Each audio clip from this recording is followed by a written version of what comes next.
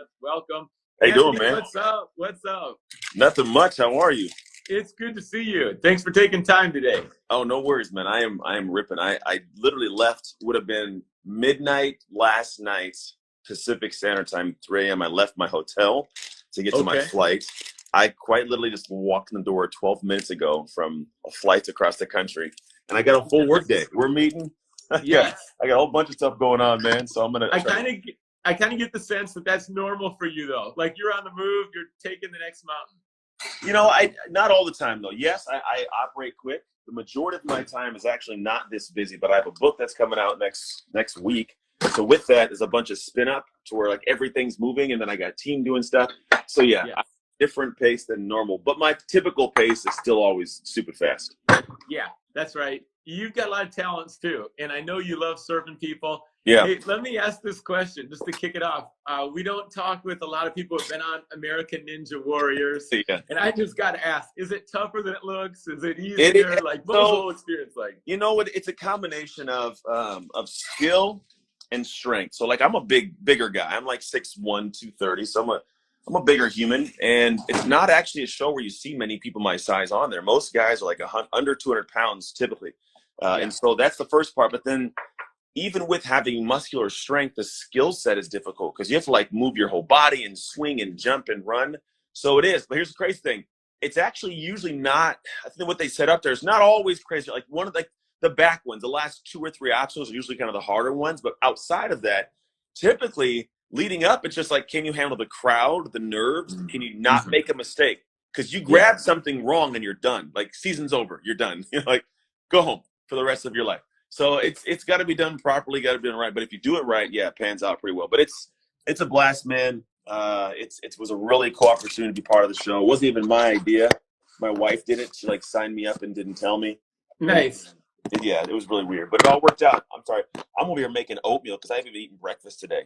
She's almost no pressure over here. A little oatmeal commercial, breakfast of champions, right there. Hey, I do Kodiak cakes, the little chocolate protein Kodiak oatmeal, and then I put a scoop of peanut butter in it. So it's like peanut butter. Oh, it's a delicious. I probably have like 8 boxes at any given time in my home, so that I never run out. They're always it's my go-to breakfast. That is so funny. Yeah, I feel like we're launching your cooking show right here. It's a kickoff. Hello, we're going to cook today. Today we're going to put oatmeal and some peanut butter chocolate together. Yeah, that's right. I am a fan of Kodiak cakes, blueberry pancakes. That's a go-to in my house. We got some blueberry. Look at this. It looks like blueberries and cream oatmeal. I don't know. It's not as good. The pancakes are good. We have like the pancake mix. I'm realizing we're doing a whole Kodiak cake commercial right now. But then we have like that for like the pancakes. I feel like they've sponsored you, or they should be sponsoring you, or you should be getting something, a little kickback out of this deal. They better give me something. I can't open my microwave won't open. I don't even know why. Anyways, kids, bro. You know, I know one of my kids broke the microwave and just didn't say anything, and then I'm here, and no one's here. I got home and nobody's here to greet me. All by myself. Oh no. Where's the welcoming party? The food? Nowhere. You know, nowhere. It's not there. The car. I'm making oatmeal by myself with my dogs. Yeah, this is real. This is being real. Welcome to real life, people. Nobody cares. Yeah, no, but I'm just kidding. Tell me a little bit about football, just for a second, with because I know you played at Oregon, and up here it's all Huskies.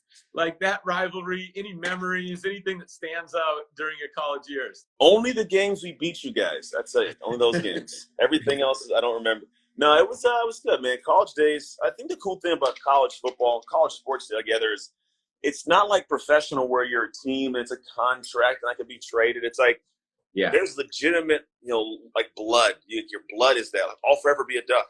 Can't take that away. The alumni feel. But, I think when you're first in college, it's like, forget all the teams. It's all Oregon. And then you get older, you're like, Pac-12. You're like, it's cool. But, some great memories, man. We played some good games, some hard-fought games. I think the last we played UW, we beat them. But they definitely – I think we went up there one time and lost. Yeah, always had a good game, man. They always had a good squad. But I think my senior year, when they came down to Oregon, we went 10-1 my senior year. So we beat everybody but USC. But they had like Reggie Bush, Lendale White, Matt Lionel. They had some ballers up there at the time. So that was like that year when they went and won a ring. And then later on, it got taken away because I guess Reggie's family was getting paid to be there or something, live in a house. I don't know. It's a different world, man. But a lot of stories with that. What was the best environment that you played in? Was it down there against USC, or what was the most charged atmosphere? It was always at Autzen. Autzen Stadium's a different place, man. It never rains in Autzen Stadium. It's like the thing they say every game. But yeah, dude, it's different. Playing in Autzen Stadium, it's a beast. We played at some other schools. I never played at Michigan. The year after I left, they went to the Big House. So I would have been able to kind of give you some feedback on that. But from what I'm told, even the Big House wasn't as loud as Oregon gets when it's cranking. We played against Michigan one year. They came to us. I want to say it was my sophomore or junior year. I want to say sophomore year. And Michigan came to us, and I think Michigan made a statement about how loud it was. Like, they're like, it's louder than the Big House. But then there's a time I was on kickoff on the side, or in the field, and I'm on the field in kickoff, and the ball's about to kick off, and I could not, like, I remember standing there, I could feel my helmet shaking from vibration. I would yell as loud as I could, and I couldn't hear myself yelling. Couldn't hear myself. Crazy. That's how loud it got. Yeah, that prepared you for American Ninja Warrior. Right? That's what it was. Well, I mean, that's different in and of itself. When they edit the show, hey, from New York, when they edit the show, they make it seem as though everybody's cheering the whole time. It's usually like really quiet. But then they edit stuff in, they put the fan noise. It's TV, man. They got to make it look good. But it's that's so true. But you're still up there, just you and like the obstacle and people watching you, and you don't know them. It's if you're not used to the crowd or any of that kind of stuff, it'll throw you for sure.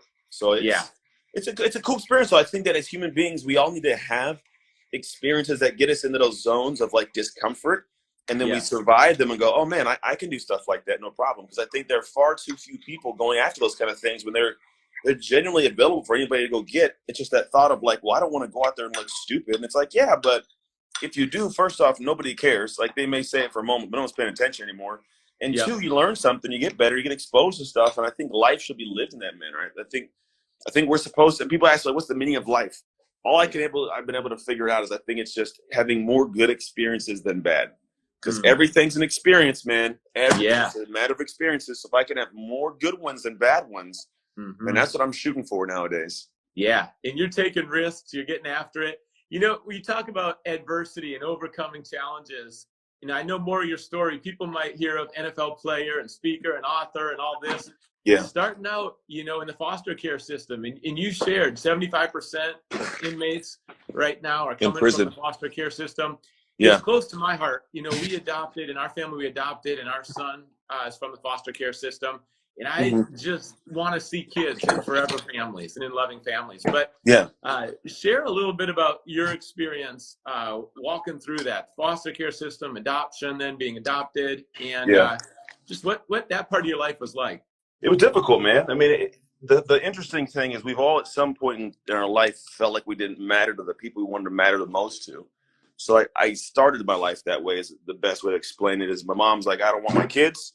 So she gave us in a foster care system. And there are good foster homes like yourself. You guys are probably a great foster family, right? But there are a lot, I think, more that aren't than are. And so what ends up happening is you end up in these situations where kids like myself, the hard part is we would express to the different foster, the social workers like, hey, this is going on.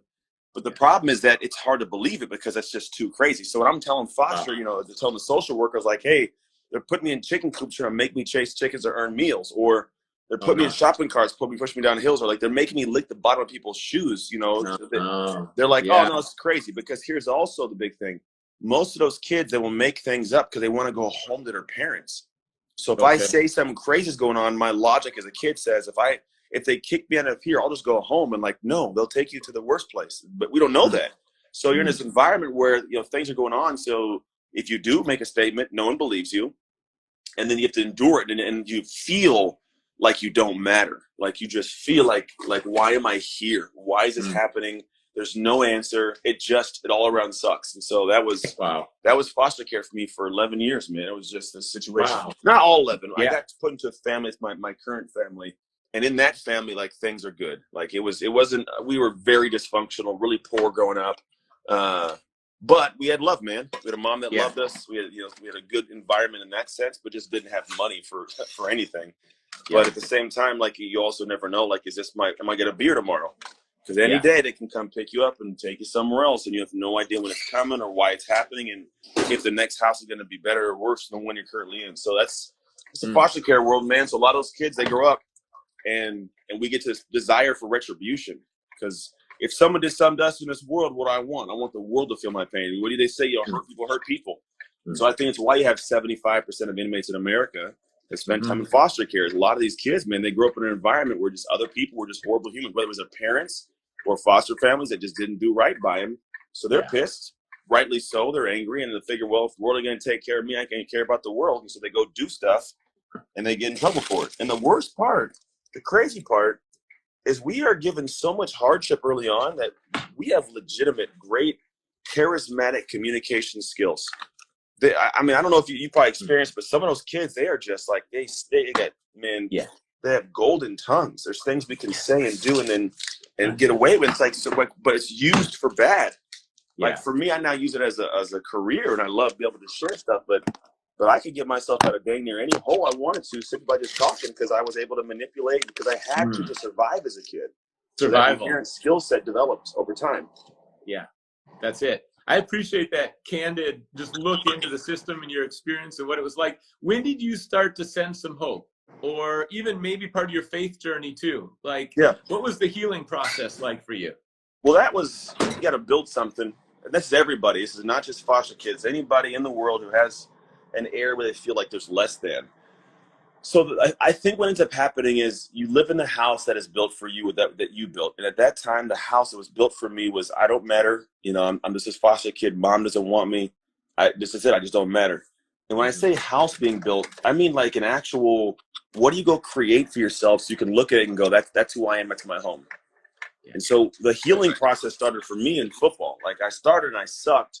But then after a couple of years, I found ways to get better, and I got better. And so I built this new house of an identity of this guy that was, you know, as a kid, I was just this kid, we'll call it, that was great at football. So I could live in that house, not the house of I'm a lowly foster kid. And a lot of people say, like, this is who I am, and I'm stuck here. And they hate the house. They hate the life they're living. They hate how they feel about themselves. They see in the mirror. Or maybe they don't hate it, but they just endure it. They know it's not the best it can be. And the thought is, well, I can't do anything else. And essentially they're saying, well, I don't want to be homeless, which I get. No one wants to not be anybody and not be anywhere. But the reality is, like, I can leave my home, go build a house day by day, and then eventually move into it. Yes. And that for me is the healing process. And if I shorten it up, that's what everybody has to do, is go through a process of, I'm in a position where this is who I am. This is what I do.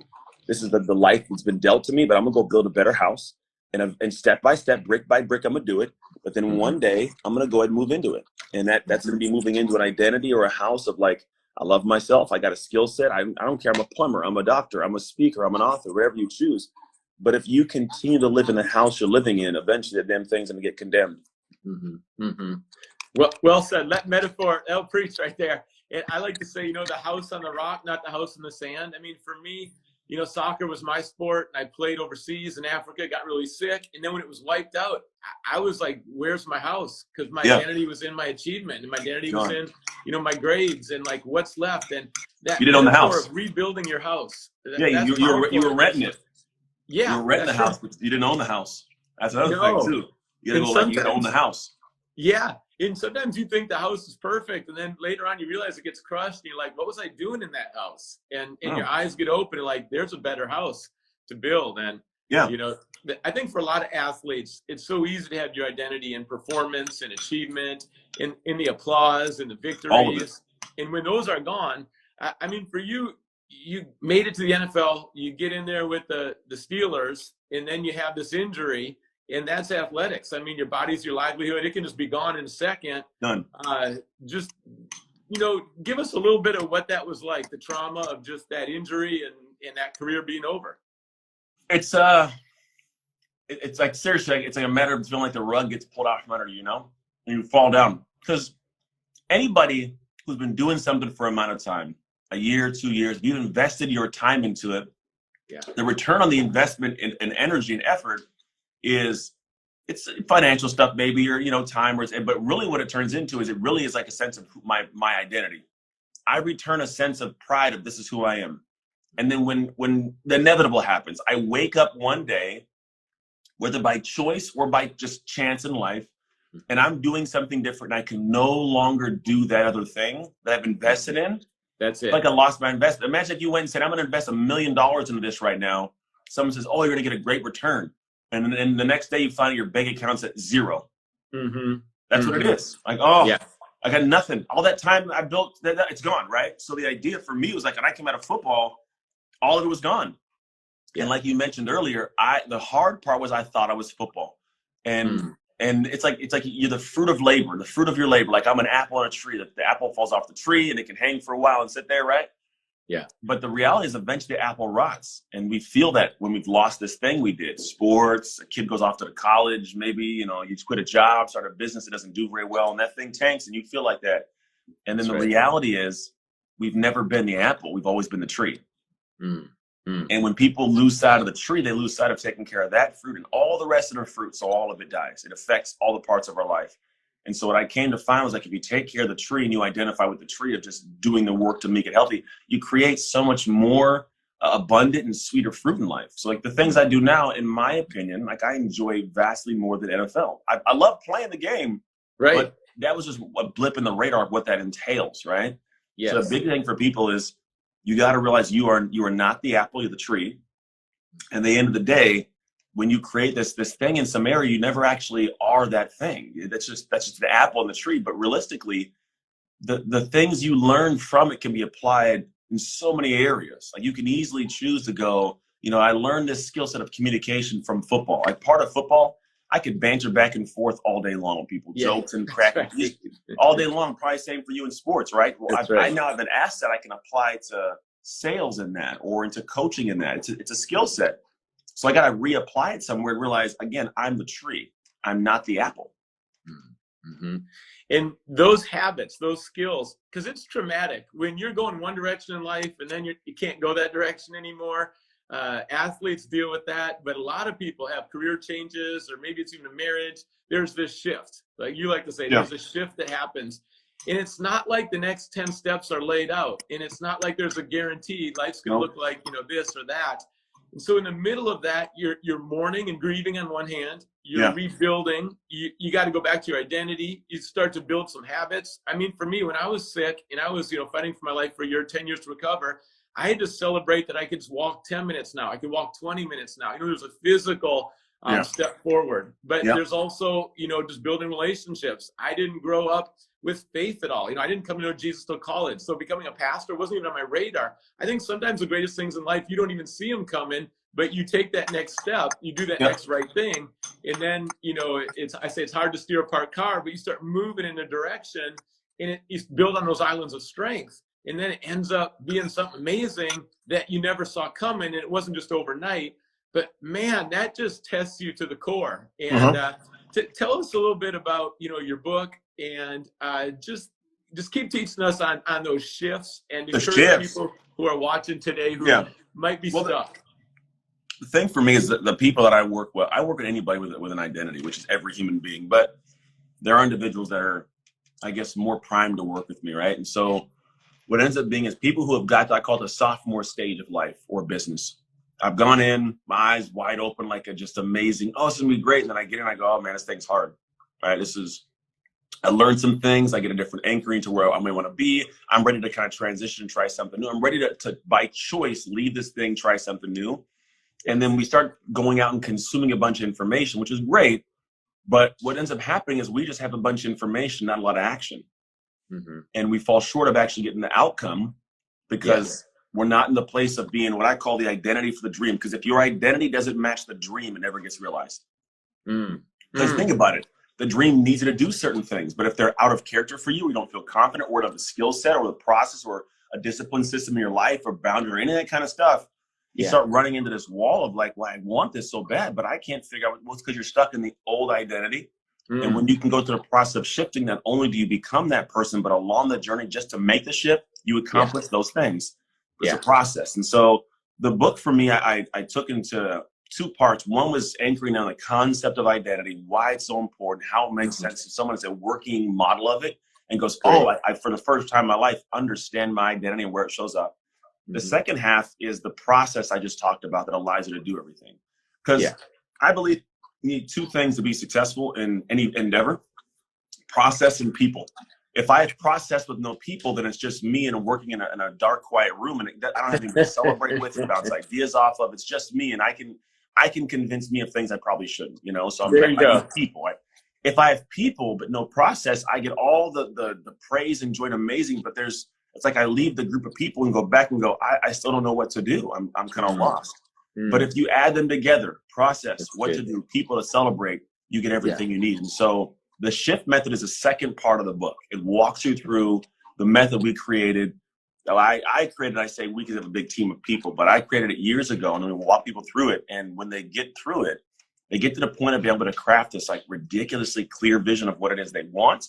And then the specific path to get there that takes into account not just the achievement, but also the transformation and shifting of the identity. So you get there and you and your core know you belong there. You have confidence. Our vision, our mission statement as a company is to get people to a place of having limitless feelings of ridiculous power. That's what we want for people, because when you have that feeling, it doesn't come because you woke up with it randomly. It comes because you did the work to shift. And one day you wake up and go, holy crap, look at what I created. Look at who I am. And you won't settle for anything less than you believe you deserve, but you have this level up here so high. So the book is guiding people through how to do that. So it's Identity Shift. If you go to identityshiftbook.com and use the code LIVE, because we're on a live stream, why not? When the book comes out Tuesday, you'll be followed up with a free audiobook, free digital book, and then a free workbook that goes along with the book. So I do, it's called Increasing Cognitive Rigor. It allows you to work through the things in a book so you actually get into your life. Because again, I don't want to be a guy that's like, here's information, everybody, and we put it into the same shelf of self-esteem. I got it. I feel good. It's on the shelf, but it's not in my life. And when you can put into your life with a beautiful process that almost feels seamless and effortless, your life changes. You look back a year later and go, man, I'm a different human. That's right. And I like the both and the people and the process. And we have so much information coming from every direction these days. But I know for me, you know, when everything fell apart, it was like, well, what does it actually look like to move forward? And it was just a lot of discovery. I mean, throw in some spaghetti on the wall sometime. I mean, there wasn't always that mentor. There wasn't a roadmap. I mean, that's why I think when you connect your purpose and passion, it's so powerful. And like you say, there's so much potential there. But a lot of people are stuck in like, what does it look like to move forward? And I just hear your heart is spreading hope. I mean, that's my desire too, is just, you know, making videos. What's that practical roadmap to walk through identity, to walk through habits, to walk through your purpose and passion, and to discover that, because we just want to see people thrive. I mean, that's what life's all about, is helping other people thrive. So that's it, man. I love it. You have been through, I mean, just a very unique journey and a lot of healing and a lot of wisdom in that, and just that desire to pass it on. How about speaking for you? Are you doing a lot of it? I know with COVID, of course, so many things changed. Is it I'm doing now, or what? Well, the last few weeks I've been on the road. I was there. I just got back from a speech in Tampa. A week before that, I was in Cincinnati. I have, on the next 2 weeks I'm off, but then I head back out in September for a couple. Things like Baltimore. So speeches are picking up. And if not, we do virtual. So I have a studio, which I'm going to head to now. And I do a lot of stuff in the studio. So even though we may not be on a stage for a lot of people, we still go and, you know, and do a whole virtual thing with, and it's cool. I said the whole studio, so it's like a one-man show, but it comes out awesome. But yeah, it's all picked up, man. It's awesome. That's good. I thoroughly enjoy being able to share and talk. There's a sweet spot when you get to a point where you're able to do something that you love to do, and people love that you do it. That's like the thing that people don't actually understand is, in my opinion, like some of the greatest stuff in the world. Like when I can like do something that makes me just light up. And then people go, hey, I love that you did that. I'm like, awesome. So life is good right now. So that's for me speaking. If you want another awesome video in our Black Excellence series, check out the video right there next to me. I think you'll enjoy it. Continue to believe, and I'll see you there.